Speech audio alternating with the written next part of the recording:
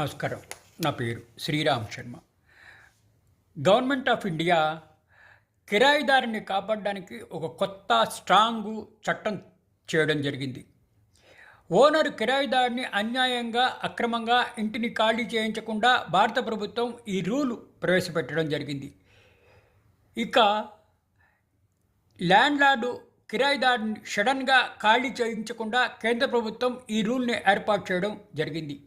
ఇకపై ల్యాండ్లార్డు కిరాయిదారుడికి సరైన నోటీస్ ఇవ్వాలి ఖాళీ చేయించదలుచుకుంటే అని టెనెంట్ రైట్స్ 2025 చెప్పడం జరిగింది. టెనెంట్స్ను ఖాళీ చేయమని అడగాలంటే ల్యాండ్లార్డ్ సరైన నోటీస్ ఇవ్వాలి టెనెంట్కి. ఈ రూల్ వల్ల ల్యాండ్లార్డు తన టెనెంట్ని బలవంతంగా ఖాళీ చేయించలేడు.